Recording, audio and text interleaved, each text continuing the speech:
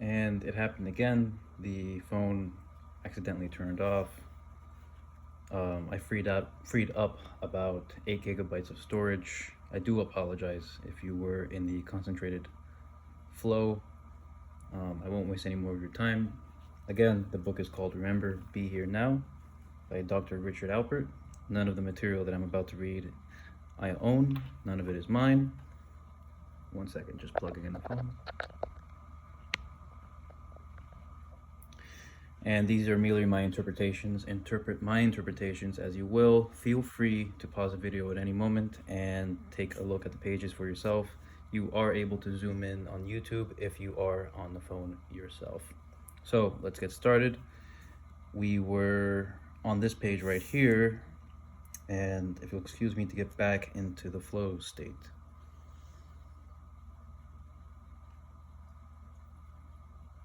Right.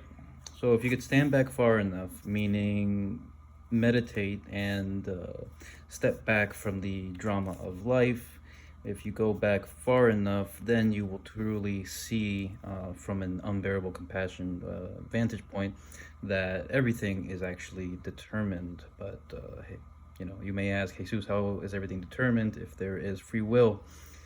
The free will that everyone is familiar with is of this realm, it's of this planet, and you just nearly need to stand back in order to see that actually everything is determined. But it's only determined, this is the paradox of language. Once you step back into the heart cave, basically what you witnessed or witness is determined, but only in the drama of life, only in this realm on this planet, the human waking life, and the drama of the planet as we see today. The very moment that you will wake up, the very moment you enter the heart cave and become integrated with it, that is when you'll see that everything is determined. You will see how long you will sleep. You will hear of what he is saying, what the message of the book. You will see it much more clearly. You will see that there's no accidents in this business, in the drama, and accidents are just from where you're looking. Essentially, synchronicities,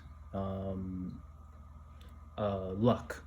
When you walk through life and you see certain things happen at the same time, I believe the word is serendipity. These kinds of things, strange occurrences that happen in your life. Maybe you think about someone and they call you right away. Now, in this world, it is an accident, but in the heart cave, you can see that it's actually determined. You just need to step back far enough. Accidents are just from where you're looking. It's merely a vantage point. If you stay within the drama, they are accidents, but in the heart cave, they are determined events. They are only accidents to the ego. And it looks like miracles and accidents, but it's not a miracle nor an accident.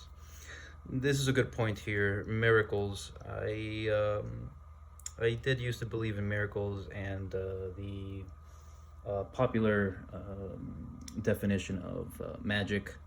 But now in the level at which I am right now, which is of course still of a student, I am always still learning.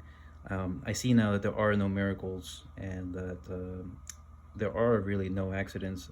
Everything will become synchronized once you view the world from the heart cave in a vantage point of stillness and unbearable compassion towards the essence that is in all of us and through us. It is nothing, so to say, it's nothing crazy. It's nothing outside of this, well, I wouldn't say outside of this world, but it's nothing uncomprehendable, okay? It's not magic, and it's not just coincidences. It just is.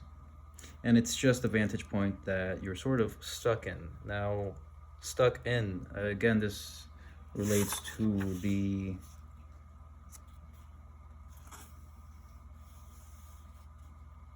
this part. Only when the caterpillarness is done, only when the When you're done living the drama is the vantage point that you are stuck in, because this realm, this planet, is a realm of learning. It is a stage for us to learn many things, and one of them is polarities and or paradoxes. Since I freed up enough space, I think we should go 10 pages from here. It's only fair to you guys.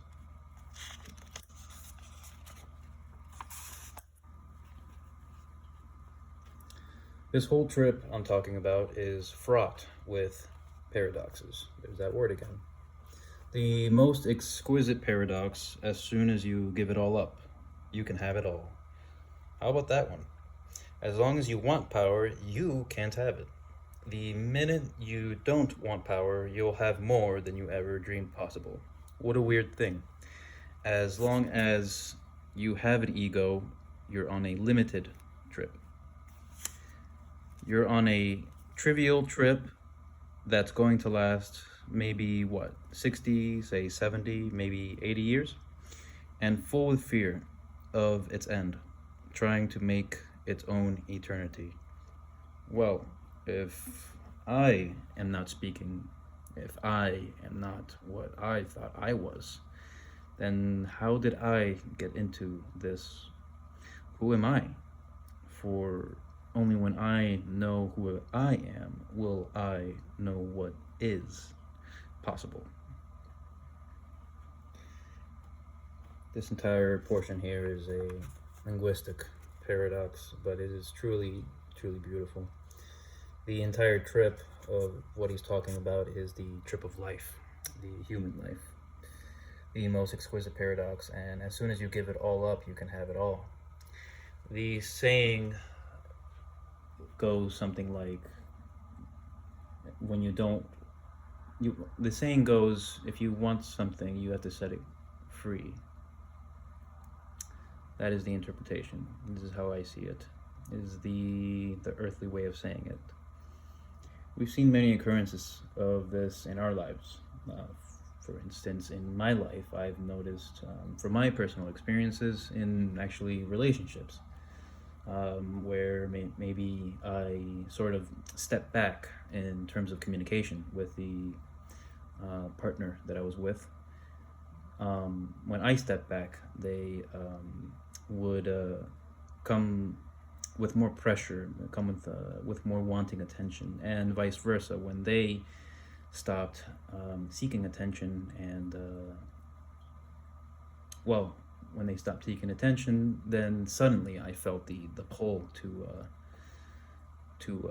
want them even more, and that is the paradoxical nature of really everything, but also the earthly relationship thing that we call love at the moment. As long as you want power, you can't have it.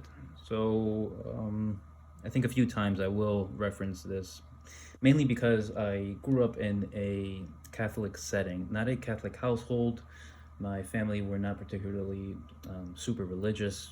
It wasn't like we were going to church every Sunday or twice a week. It's just the setting I was in. You know, people wore crosses, and there were Hail Marys on the walls, and maybe a picture of Mary here and there. But you know, one of the sayings that always stuck by me is that as soon as you don't want the world and let go of it, you truly receive everything. We see this with the story of Jesus. And if you're familiar with even just a little bit of the story, it's pretty obvious to say that he did not really want anything. He did not really ask for so-called disciples. And I know I'm going to hear it in the comments, but I will take everything that comes. He didn't ask for a church to be built. He didn't ask for any of it, nor the torture that was brought upon him. But nowadays we see what has become of that story. Well, I'll leave that to that. There will be much more examples to come. One moment.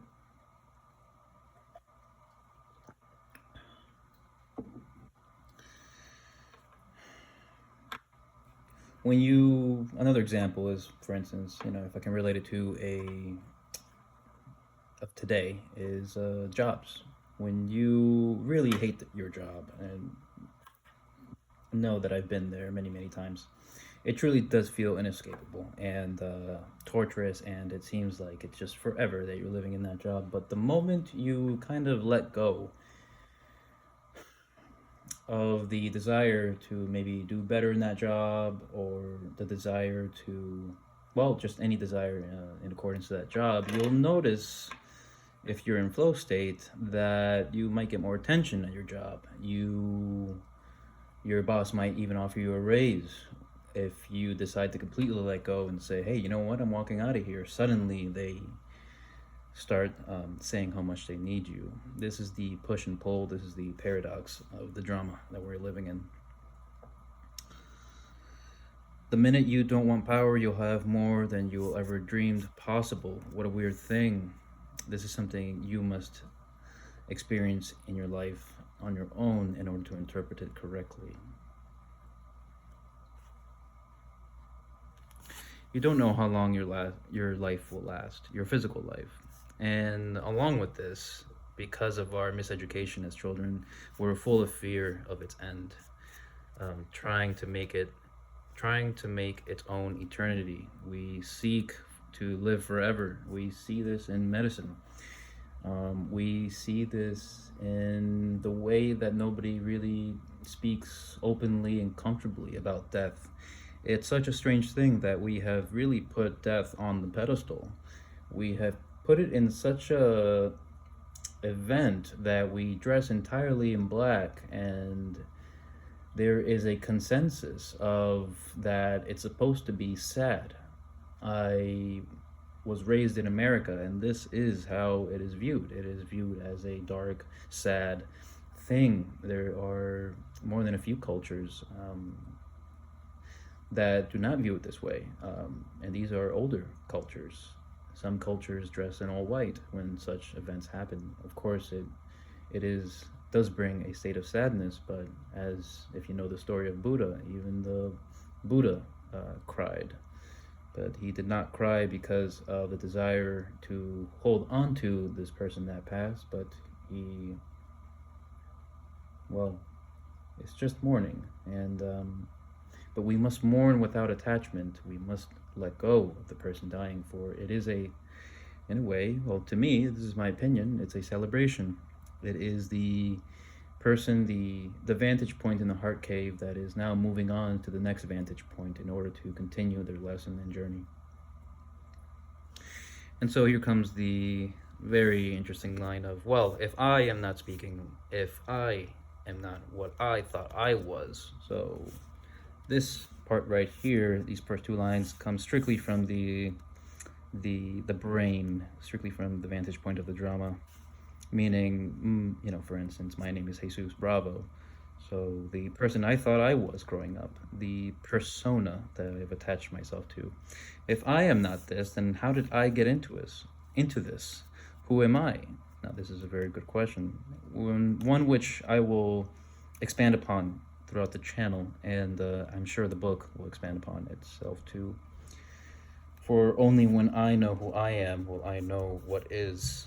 This one speaks of the heart cave vantage point. Only when I know who I am. I guess this one is from the ego. Only when the ego is aware as much as it can be of the heart cave vantage point with unbearable compassion, only then will the ego persona accept what really is possible.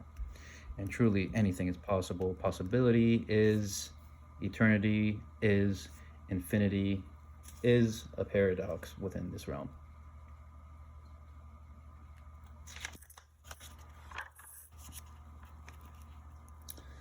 Understanding the possibility. There are three ways in which one knows what we are talking about tonight.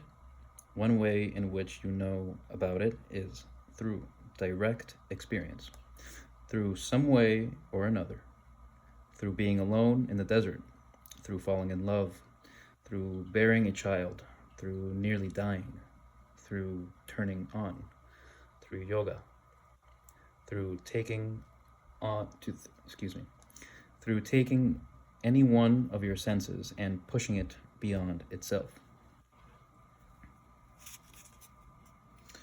Going through it, you have touched a place inside yourself that has an intuitive validity. It's intuitively valid. Inside, you know it's right. I've been with literally now well over 100 people who have had such an experience, which was powerful and valid, but it was so discontinuous with their normal consciousness that they screamed for help.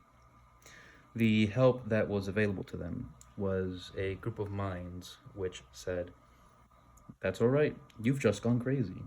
That is the experience you've just had, is the experience of psychosis. It certainly can feel crazy when we are diving deeper into our heart cave, especially when we've been so far away from our heart cave. But that is, understand that it is part of it. It is actually normal. In the previous videos, I stated how one of my fears that I recently dealt with in dreams was, for many years, I thought that people thought I was insane.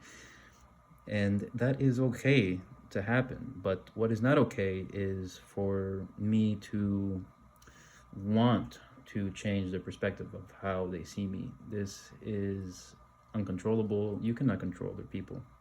What you can control is your reaction to the journey that you're into. Now, the first part's very self-explanatory, and I won't interpret it because this first page in itself is an interpretation of the previous pages that we've already read. Feel free to pause the video and look at the drawings.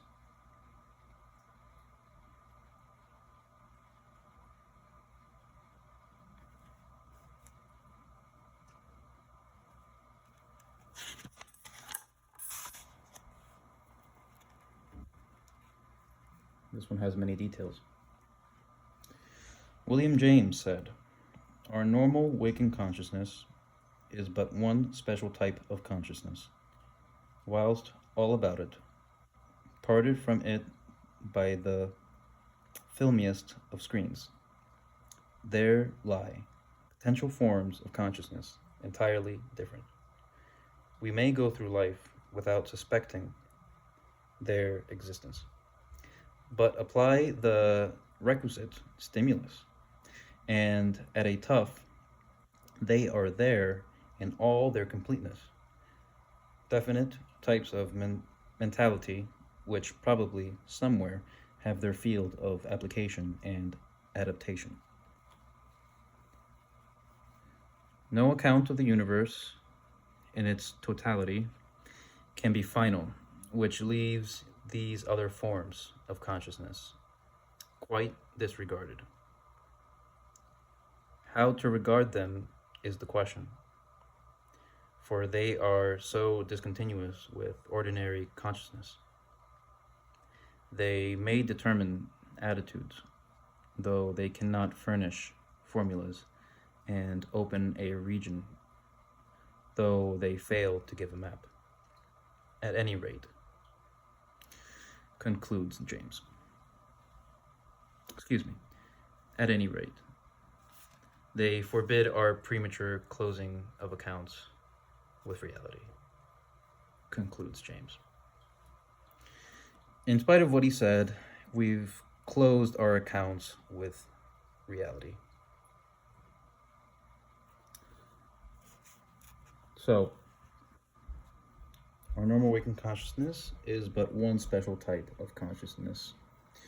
Our state of mind in which you are actually seeing this video is only one type of consciousness in a pool of infinity. There are infinite types of consciousnesses and an infinite amount of vantage points. While all about it, while you see these vantage points, parted from it by the filmiest of screens, for everything we see is through a screen, no matter where we see it from. There lie potential forms of consciousness entirely different. The potential to see the forms of consciousness that lie there is the potential is the volunteering of the going through the journey. And once you are in the journey, which may seem crazy and may put you in a state of so-called psychosis, you will be shown all the forms of consciousness, or a lot more forms, which are entirely different from which you even can imagine. Again, the truth is not as strange as we suppose. The truth is stranger than we can suppose. And you can go through the entire drama of your life without even noticing anything of their existence. Again, you'll need to volunteer. But if you apply the requisite stimulus, meaning the proper stimulus, and a tough, they are all in their completeness, meaning they're already there to be known, to be remembered. You just need to apply a bit of pressure on yourself. Definite types of mentality, which probably somewhere have their field of application and adaptation. All of these are useful. Nothing in this universe is wasted. Nothing is unusable. All of it can be used to help you through your journey. No account of its totality can be final, which leaves these other forms of consciousness quite disregarded. Again, no account of the universe's totality can be final. Everything is infinite. If you think you've seen it all, you are in for a surprise, and another and another. How to regard them is the question, for they are so discontinuous with ordinary consciousness. It may seem so out of the ordinary from what you experience in everyday life. They may determine attitudes. These things sometimes even influence you, whether you know it or not, which is why it's so important to open up and attempt and volunteer to see things through the heart cave. For we don't want to be affected by things from which we don't understand. I don't think anyone wants that. Though they can't furnish formulas and open a region, though they fail to give a map. It's not that they determine, these, you could say, uncontrollable happenstances that happen. They won't change who you really, really are deep inside. But they fail to give a map. At any rate, they forbid our premature closing accounts with reality. In spite of what he said, we've closed our accounts with reality. This goes back to what I spoke about in the first few pages of what the traditional shamans and light healers have told the men that are willing to venture out to where they live. And they say the modern man has severed their connection with spirit. We've closed our accounts with reality. Reality is not the world you were born into. If you were born into a Western world, which is nearly all of us, especially if you're watching a YouTube video. Most of us. There are some cultures that never adopted this reality that we live in. Some people call it the Matrix. Many drawings here. Again, feel free to pause the video and zoom in, for it is truly beautiful.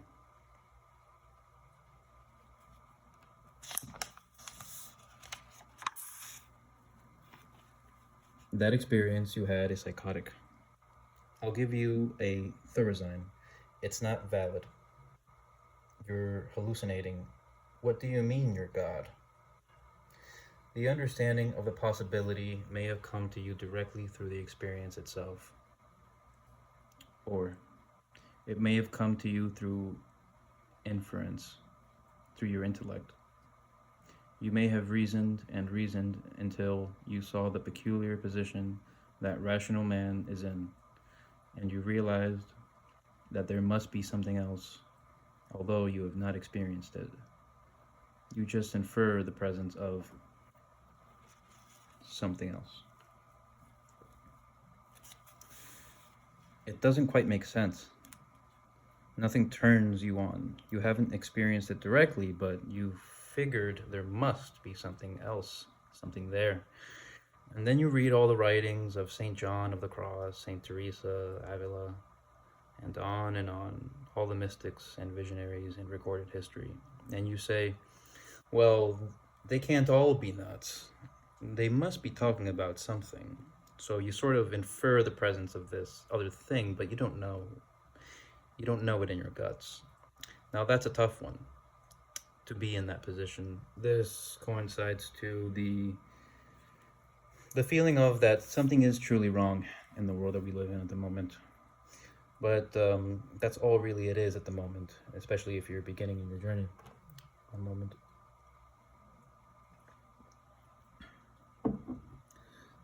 That is the first step, the feeling, the becoming aware that something is entirely wrong with this world. And we've all heard the stories. It is, this day and age, we have the internet. We are coming to a point in history where there are no more secrets. And we've all heard the stories and the miracles of all kinds of people and all kinds of stories of deities. So you really need to be self-centered to say and truly believe that there is nothing out there. What's out there is unknown, but there is something out there, and you know this. You know that there's something. I'm not claiming to know what it is, but I am claiming to know that we all can feel that. And you say, well, they can't all be nuts. They must be talking about something. So you sort of infer the presence of this other thing, but you don't know it in your guts. Now that's a tough one. Yes, it is. It's a tough position to be in, which is why it's very important that you self-educate yourself. Walk into the paradox of not knowing. Understand that along your education, you will not finish the education. It's just another paradox, and once you accept this with unbearable compassion, well, you'll come to relax a little bit more.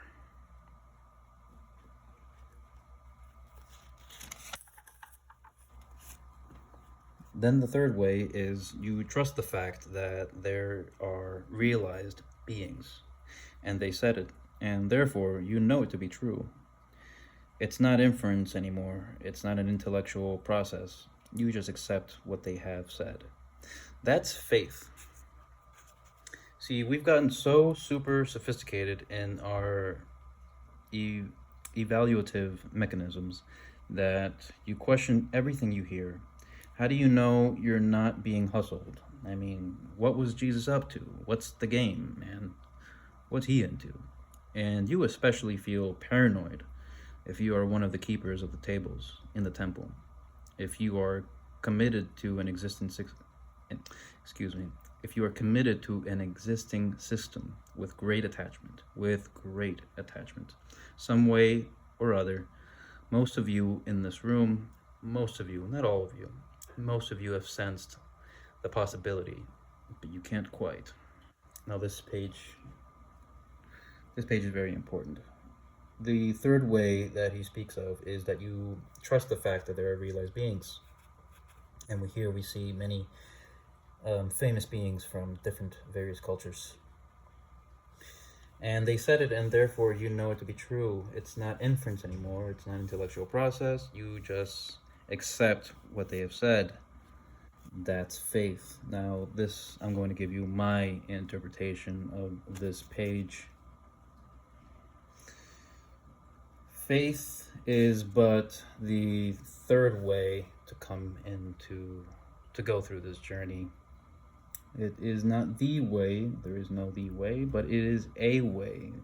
It is actually still within the drama. Faith is actually still part of the drama.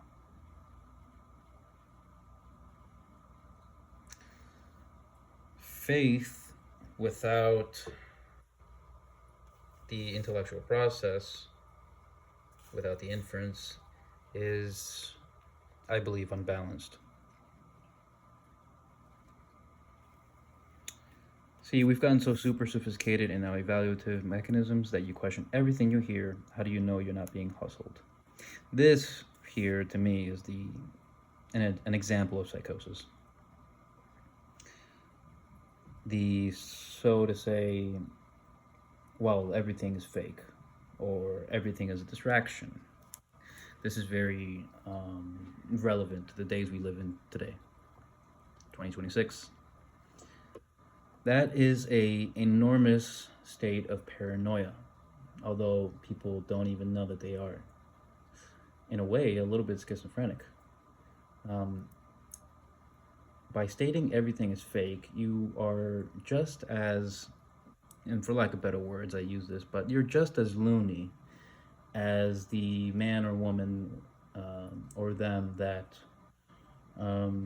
without question, worship other people. It is the same thing, actually. You completely give yourself in faith that they are correct, and you believe it so much that you know, but you really can't know it to be true. And so you start questioning, what was Jesus up to? What's the game? What's he into? And you start to feel paranoid. Now, this part here, if you are one of the keepers of the tables in the temple, you're committed to an existing system with great attachment, Now, I know I'm going to hear it in the comments, but this, to me, refers to the religions of the world, even the holy religions, even the holy men in their enormous churches and or temples. They are with great attachment to the things that realized beings or realized texts have been saying.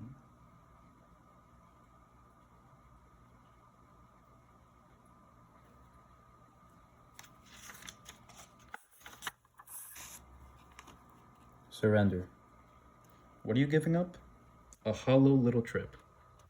That's good for another 40 years at best.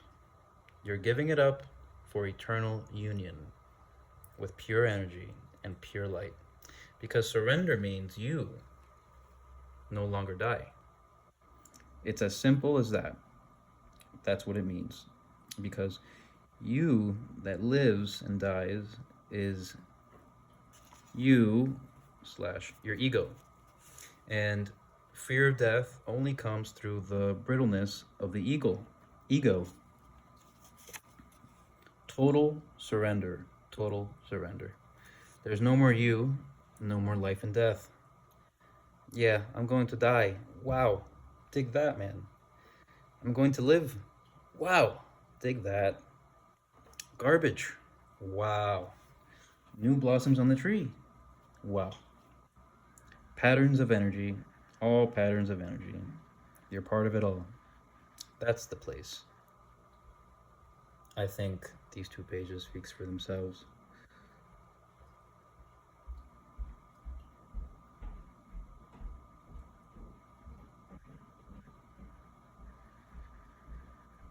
When you completely surrender and go through this journey, and in the vantage point of the heart cave, you get rid of the paradox of life and death, and you see that there is actually none of that. There is no more life and death. After all, we come into this world not knowing the concept of death, nor the concept of life. We merely come into this world being. I'm going to die. Dig that. I'm going to live. Dig that. Garbage. New blossoms. Wow. It doesn't really matter what you're looking at, whether it be World War III, whether it be the garbage on the street. It's all the same as the kiss from your mother or holding a baby. It's all patterns of the same energy. All of it.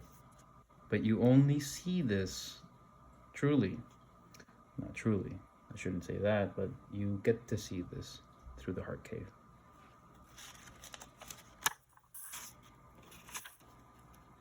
So my father says to me, "When are you going back to India?" And I say, "I'm going back when the guru says I am to come back. In 2 years." So my father says, "Do you do everything he says? Don't you have a mind of your own? We're giving you this exquisite position in this company, and we want you to know you'll have a great deal of independent decision making power." "What do you want to do, Marty?" "I don't care." "What do you want to do?" I remember a few days staying in London. We had fled from Copenhagen, where we had a very unfortunate scene at a psychological convention.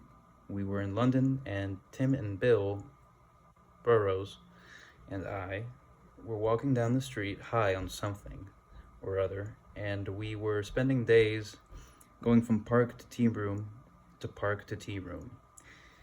And every now and then we'd hit a corner and somebody would say, "Well, should we cross the street?" And we'd stand there and nobody would seem to care, because we were all fulfilled at that moment. Right there on that street corner in London, we were all just very, very high. Here.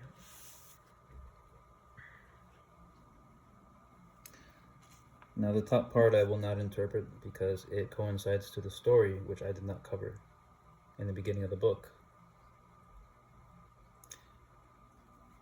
You can find the story easily online, I'm sure.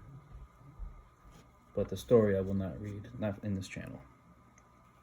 It's merely the story of Dr. Richard Alpert meeting this guru that his father is referring to. He's a well-known guru, and you can easily find him. Now this part right here, a couple of friends, very high on, obviously high on psychedelics, in London, walking around from street to street, having a time, but all very, very, very high. And it seems that at some point they reached a street corner and they realized that nobody really seemed to care whether they needed to cross the street or not. If you've taken psychedelics, then you know exactly what he's talking about. There is a moment during your trip, especially if you're out and about in a city, that you almost could sit down in the middle of the street, cars passing by, and happily smile and smoke a cigarette without a care in the world. This is a feeling that you must feel and experience yourself to really understand what I'm saying. But I don't believe you need psychedelics to do this. And in future videos, I will go into the story of my substance and my psychedelic abuse, but this is not the video for that. But I merely do know what he's talking about. And I think the most important part of these 2 pages right here is the last part, very, very high, and he draws a line. And then the line, you have several spirals leading up to the word here, and the word here is shining like a light, because being very, very high is but a veil. It's what's the word? It is a ruse, but it's a phony representation of actually being here and now. This is what this paragraph is saying.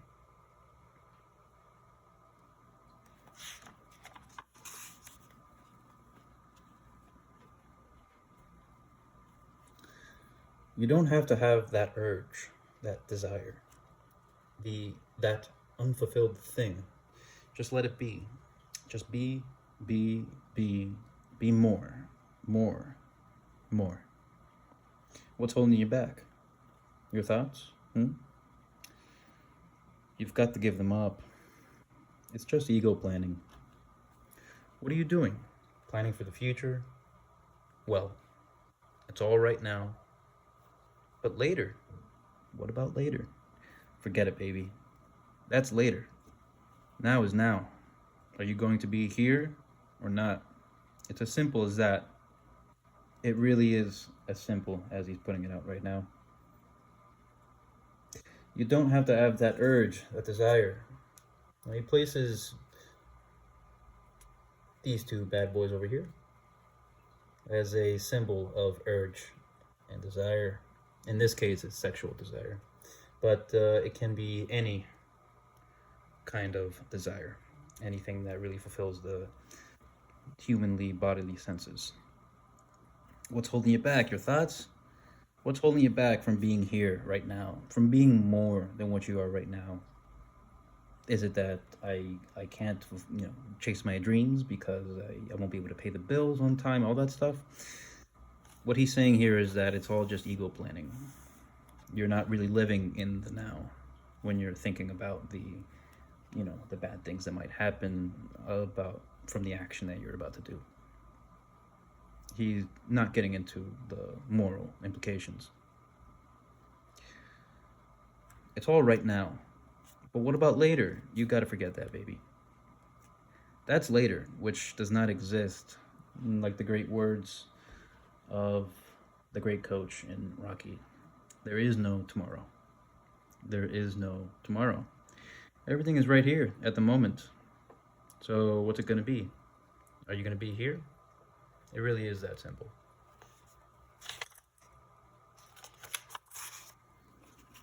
But I'm so young.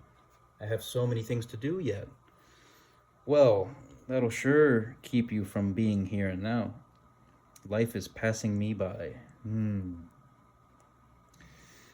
But if I live just in the here and now, won't there be chaos? What happens if the telephone rings? Well, the here and now is the fact that the telephone is ringing. Pick it up. Well, what if somebody wants to make an appointment to see me 3 weeks from now? Right. Write it down. That's here and now. Well, what happens 3 weeks from now? 3 weeks from now, there's that appointment. Then, that is here and now. When your child comes down the stairs, this is the first moment all over again. This is Buddha meeting Buddha. Over toast and coffee, over milk and porridge, over mu tea and brown rice. We never had breakfast before. This is it. This is all there is right now. If it's not good enough, man, it's not good enough. I like this one a lot. Now, this one's a dialogue, which, in my opinion, is the best way to,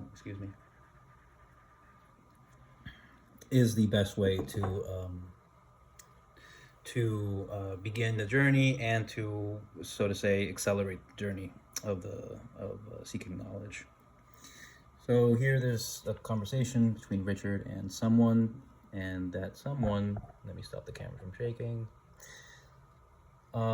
is saying, okay, man, listen, if I can be here and now, but won't there be, bills gotta be paid, the baby's crying, I gotta water the plants, I gotta do this, I gotta do that, a bunch of stuff's happening, money, bank accounts, all that stuff. What if the telephone rings? Well, Richard's only saying that, well, just be here and now. If the telephone's ringing, be aware it's ringing and just pick it up. But don't be thinking about who is it? Who can it be? Or if it's this person, I'm going to do this and all that. That is not being in the here and now. That is what Richard is saying here. But what if someone wants to see me, make an appointment 3 weeks from now? That's not being here and now. Well, it actually is. All you need to do is relax, write it down, and now you're being in the here and now. You are doing a mundane task, completely involved, but totally detached. That's what he's trying to explain here. And then the student says, well, what happens 3 weeks from now? That question right there, what happens 3 weeks from now, is him not living in the here and now. It's him trying to control, the thought of like what can happen is actually you trying to control the future, which does not exist. 3 weeks from now is just that.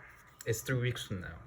3 weeks from now is the appointment that you already wrote down. So relax. That is the here and now. And the bottom page is mainly, it's showing you that you can be a complete, a deity, a godlike figure, while having toast, while having coffee, while drinking tea, milk, porridge, brown rice, even while going to the bathroom. It really is all part of it. It doesn't need to be this perfect image that we grew up thinking of what divinity is or what angels are. Um, it's not all perfection and clean.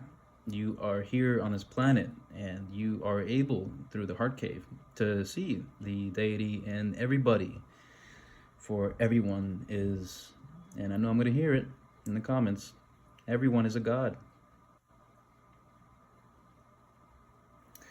Wow. And when you come to this realization while you're eating porridge, brown rice, and having tea, you'll realize, oh my god, I've never had this breakfast before. This is it. Just being here, being at the table, being here now. And if that's not good enough, man, well, it's just not good enough. If it's not good enough, if this isn't good enough, if the moment's not good enough for you, it will never be.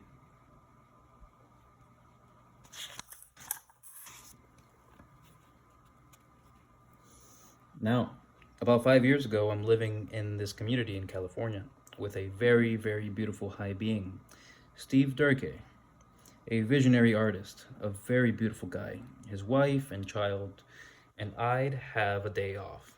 It would be Saturday, and we'd go to the store. The dog, the babies, we'd all get into the Volkswagen microbus. There'd be Jane, the gal I was living with, and her baby, and me, and Steve, and Barbara, and the whole scene going shopping.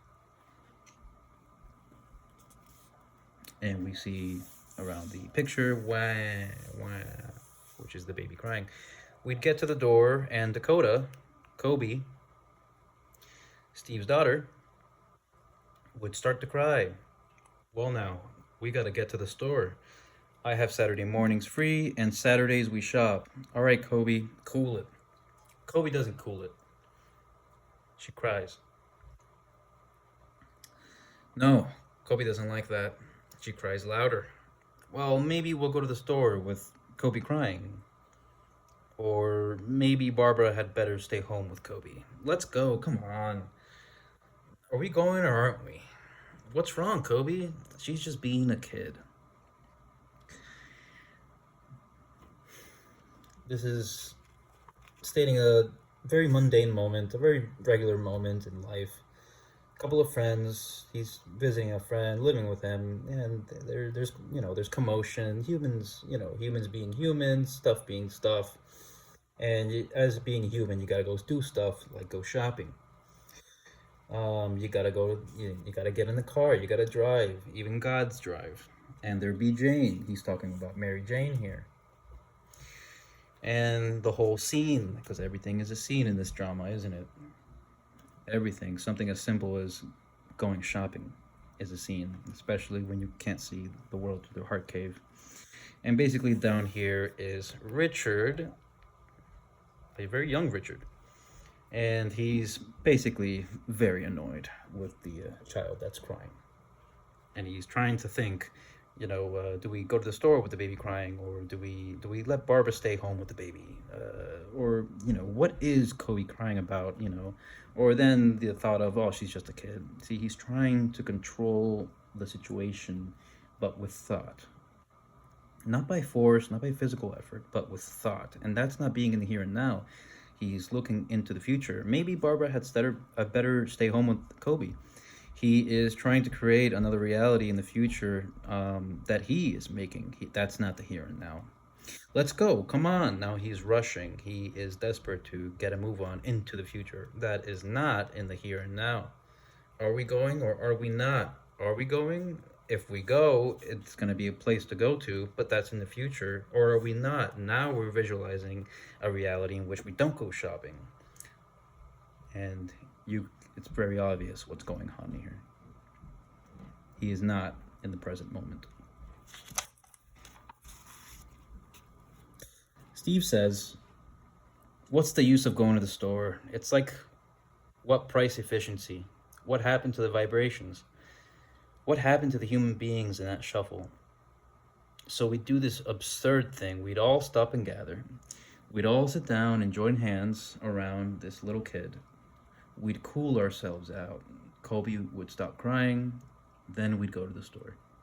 And Steve taught me that if you get so efficient, you've got to turn off all the vibrations of the scene because you're so busy about the future or the past or time has caught you. It costs too much. This is basically what I just said just now. Um, Steve's very wise. Basically, they relaxed, they cooled off, they said, okay, you know what? Obviously, we need to take a step back, sit down, kumbaya. You know, in this case, it's kumbaya, and let's just collect ourselves for a moment, stop the commotion, stop the planning, and suddenly Kobe stops crying. Kobe is a child. Kobe is slowly understanding the concept of suffering and the concept of time and the concept of space. And the child, now this is my interpretation, cries because this is so against our very nature. But the child does not know how to formulate arguments against this, yet. So it does what it's naturally, what instincts calls for, which is crying. And Steve, the wise man, said, "You know what, man? When everything gets so efficient, when all this planning is happening, sometimes you just gotta turn everything off. The vibrations are way too heightened. You gotta relax. If you gotta hold hands, you gotta hold hands, but just chill. And notice that there is Mary Jane present, but the Mary Jane is not solving the issues. Because if you're so busy about the future and or the past or time, it's caught you. And you know what? It costs too much." Here he's referring back. This is like a nice little metaphor to the money and to the store that they're going to. It costs too much energy. It costs too much to be worrying about all this stuff. It costs too much to you, to the inside you, to the art cave. Now, that's the 10 pages. I will stop the video here and we'll continue on to part 4.